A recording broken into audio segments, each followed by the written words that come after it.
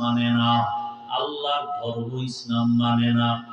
ইব্রাহিম আলাইহিস সালাম বলে, তো আপনাকে তো খানা দেওয়া যায় না, আপনি তো আমার মুমিন ভাই হতে পারেন নাই, আপনি তো আমার আল্লাহর হুকুম মতো চলেন না, বরং আমার আল্লাহ যদি বেজার হয় এমন কাজ আপনি করেন, আগুনের পূজা করেন, গায়রুল্লাহর পূজা করেন, আপনাকে খানা দেওয়া যাবে না। লোকটাকে খানার থেকে উঠায় বিদায় দিল। আমার মাওলার রহমতের দরিয়ায় জোশ এসে গেল। আল্লাহ ওহী নাজিল করলেন, ওই লোকটা মনের কষ্ট নিয়ে যায়। আল্লাহ ডাকে ডার বলেন, ইব্রাহিম ওই বান্দাটারে তাড়ায় দিছো, কোথায় যাবে? ওরে তুমি মাত্র একবার খানায় বসাইছো, বিধর্মী বলিয়া তাড়ায় দিছো। আরে আমি মাওলারে সিজদা দেয় না জানো কত বছর, আগুনের পূজা করে কত বছর, আমি আল্লাহ এত বছর পর্যন্ত ওর খানাও বন্ধ করি নাই, পানিও বন্ধ করি নাই। আমি আল্লাহ তো অপেক্ষায় আছি কোন দিন আমাকে আল্লাহ বলে ডাক দিবে। আমি আল্লাহ রাগ করে পানিও বন্ধ করি নাই, খানাও বন্ধ করি নাই, সূর্যের আলো বন্ধ করি নাই। ও ইব্রাহিম আমার বান্দাটারে কেন তাড়াইয়া দিছো? আমি আল্লাহর বড় মায়া লাগতেছে, তুমি মাত্র একবার বসাইয়া বিধর্মী বলে তাড়াইয়া দিছো। ইব্রাহিম নবী শোনা মাত্র একটা দৌড় দিলেন, আর ওই বান্দারে তালাশ করে খুঁজতে খুঁজতে গিয়া দেখে বান্দা এক জায়গায় বসে বসে চোখের পানি ছেড়ে কান্না করে, আমাকে দাওয়াত দিবা না, দিয়া কেন আমার অপমান করেছো? ইব্রাহিম নবী তার সাথে ক্ষমা চাইয়া এরপরে ডাকা শুরু করলেন, এরপরে কাছে আইনা খানার আয়োজন করলেন, এমন সুন্দর ব্যবহার দিলেন। এক পর্যায়ে আল্লাহর বান্দা আমার মাওলার গোলাম হয়ে পড়লো, কালেমা করে ফেললো। আমার আল্লাহ তো দয়ার মালিক। আল্লাহ বলেন, তোমরা যারা শয়তানের ধোঁকায় পড়ে গুনাহ করেছো, আমি আল্লাহ তোমার জন্য রাস্তা খুলে দিলাম। আমি আল্লাহ পাক তোমার তওবা কবুল করার জন্য 5 বার মসজিদে ডাকছি, যাও নাই। আমি আল্লাহ পাক এখন তোমাকে ডাকার জন্য হাজির হতেছি। আমি আল্লাহ এমন এক টাইমে তোমাকে ডাকতে আসতেছি, অতিও গভীর হয় রজনী যখন, নীরবে প্রভুর নাম জপিও তখন। প্রভুর করুণা যদি পাইবারে চাও, গভীর রাতে উঠে প্রভুর গুণগান গাও। আমার আল্লাহ পাক রহমতের দরজা দিয়া ডাকেন, বান্দা তুমি গুনাহ করেছো কত বছর? কয়টা?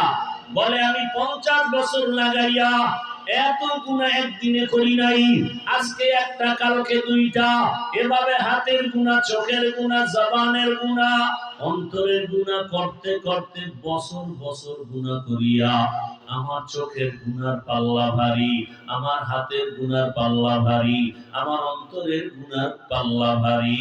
গুনাহ করতে করতে 30, 40, 50 বছর একটা পাহাড় হয়ে গেছে। আল্লাহ বলে, তুই গুনাহ করেছো 50 বছর লাগাইয়া, আমি আল্লাহর দরজায় এসে যদি চোখের পানি ছাড়িয়া একবার দিল খুলে ডাক দাও, ইয়া রাব্বি গফিরলি, আমি আল্লাহ তোর 1 সেকেন্ডে জীবনের সব গুনাহগুলো মাফ করে দিব। এমন এক টাইমে আমি আসি যেই সময় আসমান নীরব, জমিনটা নীরব, গাছের পশু পাখিরা পর্যন্ত নীরব, ঘরের মানুষগুলো ঘুমায়, নদীর মাছগুলো নীরব, একটা কোনো আওয়াজ নাই। সমস্ত মানুষ এখন বেহুশ অবস্থা, ঘুমের মধ্যে, কোনো আওয়াজ নাই, নীরব সময়। আমি আল্লাহ তখন প্রথম আসমানে হাজির। ওরে বান্দা, তুই ফজরে কোথায় তালাশ করো? আরে আমি মাওলার দেওয়া পানি খাও, আমি মাওলার দেওয়া সূর্যের আলো নাও। এখনো পর্যন্ত চিনো না সেই সূর্যের মালিককে। বান্দা তুমি গাছের ফল খাও, চিনো না সে ফলওয়ালা ফলের মালিককে। বান্দা তুমি নদীর মাছ ধরে খাও, জানো না সে নদীর মাছ দেওয়ার মালিককে। ওই মালিকরে তালাশ করতে কোথাও যাওয়া লাগবে না। ওরে রাতের বেলা আমি মাওলায় হাজির, আমি আল্লাহ এখন ডাইরেক্ট হাজির হয়ে গেলাম। রাতের গভীর যখন শেষ অংশ, তোর মাও ঘুমায়, বাবাও ঘুমায়, ভাই বোনেরা ঘুমায়, তুই তখন ওযু বানাইয়া যায় নামাজে আসি একবার ডাক দে। অন্তর খুলে যদি ডাক দাও, আল্লাহ, আমি আল্লাহ পাক তোর জীবনের সব গুনাহ ডাকে মাফ করে দিব। আমি আল্লাহ চাই তোকে কাছে পাওয়ার জন্য। আমি আল্লাহ চাই তুমি আমারে ছাড়ার কোথাও যাবা না। আমি আল্লাহ চাই তুমি আমার দিকে আগায় আসো। আমি আল্লাহ চাই আমার রহমতের চাদরে ঢুকে যাও। কারণ দুনিয়ার কষ্টের থেকে মরণের কষ্ট আরো কঠিন। আরে তোমার দুনিয়ার আযাব থেকে জাহান্নামের আযাব আরো কঠিন। এক সেকেন্ডের জন্য তুমি সহ্য করতে পারবা না। আমি আল্লাহ পাক ডাকতেছি, আলা মিন মুস্তাগফিরিন ফাআগফিরালা। গুনাহ যারা করছো ক্ষমা চাও। নবীজি বলেন একটা জুতার ফিতাও যদি ছিঁড়ে যায়, আল্লাহর কাছে বলো, আমার আল্লাহর কাছে বললে আল্লাহ পাক খুশি হবেন। দুনিয়াওয়ালারা চাইলে বেজার হয়, আর আমার আল্লাহ না চাইলে বেজার হয়। দুনিয়াওয়ালারা চাইলে বেজার কেন? দুনিয়াওয়ালাদের অভাব আছে। আল্লাহ না চাইলে বেজার কেন? আল্লাহর কোনো অভাব নাই। আল্লাহ তাআলা বলেন, বান্দা আমি চাই তুমি আমার কাছে আগাও। আগাইতে গিয়া তুমি দুর্বল আমি জানি, তোমার ঈমান দুর্বল তাও জানি, তোমার আমল দুর্বল তাও জানি। এ কারণে আমি আল্লাহ পাক, তুমি যখন এক বিঘা আগায় যাও, আমার রহমত তোমার দিকে এক হাত আগায় যায়। তুমি যখন এক হাত আগায় যাও, আমার রহমত তোমার দিকে দুই হাত আগায়। তুমি যখন হেঁটে হেঁটে আগাও, আমি আল্লাহর রহমত তোমার দিকে দ্রুত গতিতে দৌড়াইতে থাকে। আমি আল্লাহ পাক চাই তুমি আমার দিকে আসো। আমি আল্লাহ চাই না তুমি আমার রহমতের দরজা বাদ দিয়া দুনিয়ার অন্য কোন দরওয়াজায় যাইবা। আমি আল্লাহ চাই তুমি আমার মুহাব্বতের দরজায় আসো। গুনাহ করিয়া ক্ষমা চাও। রহমতের নবীও রাত সারা রাত আল্লাহর মুহাব্বতে কান্না করে ইবাদতে কাটাইতেন। আবু বকরের কান্না সারা রাত, ওমরে ফারুকের কান্না সারা রাত।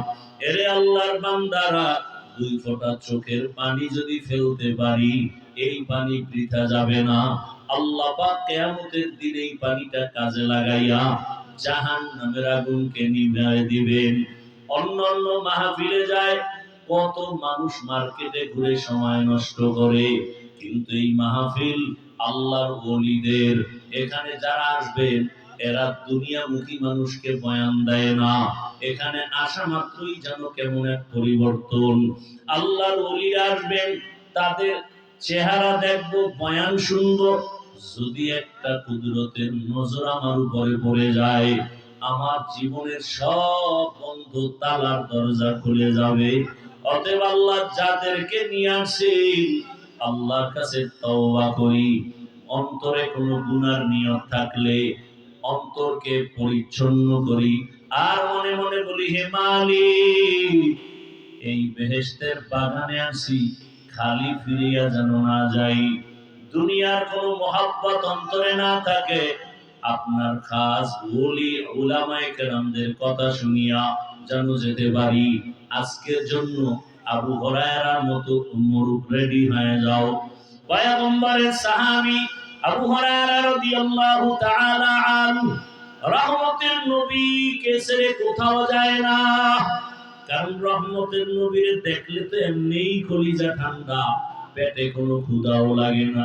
মাঝে মাঝে মানুষ হিসাবে ক্ষুধা, রহমতের নবীর একটা কথা মানি মুক্তার মতো। আমি আবু হুরায়রা যদি খানার মহব্বতে চলে যাই, আমার থেকে একটা রসুলের কথা ছুটে যাবে। এই কারণে আবু হুরায়রা যায় না। ক্ষুধা পাগল পাড়া হইয়া রাস্তায় পড়ে আছে দুর্বল হইয়া, মানুষ পাড়ায় পাড়ায় যায়, বলে আবু হুরায়রার মনে হয় কোন মিরগির ব্যারাম হয়েছে। আসলে তো ব্যারাম না, রহমতের নবীর দরবার ছেড়ে যাবে না বলে খানা খায় নাই, ক্ষুধায় ক্লান্ত হয়ে গেছে। এরে আল্লাহর বান্দারা, মেহমান আসবে, উলামায়ে কেরাম আসবেন, কোরআন ও হাদিসের বয়ান করবেন, আর আপনি দোকানে দোকানে ঘুরবেন, কোথাও বসে গল্প করবেন। এটা আল্লাহর প্রিয় বান্দাদের কোনো আমল হতে পারে না। আল্লাহ আমাদের সবাইকে সাহাবী আবু হুরায়রার আদর্শওয়ালা বানায়া দেন। জোরে কন্যা আমিন। আল্লাহ পাক রব্বুল আলামিন শেষ দোয়া পর্যন্ত আমাদেরকে থাকার মতো, শোনার মতো, বয়ান নিয়ে যাওয়ার তৌফিক দান করেন, আমিন। রাজি আছি তো ইনশাআল্লাহ। এক এক ফুলের এক এক গ্রাম। এখন যারা নিয়ত করে আসি, ইনশাআল্লাহ শেষ পর্যন্ত থাকার নিয়ত আছে।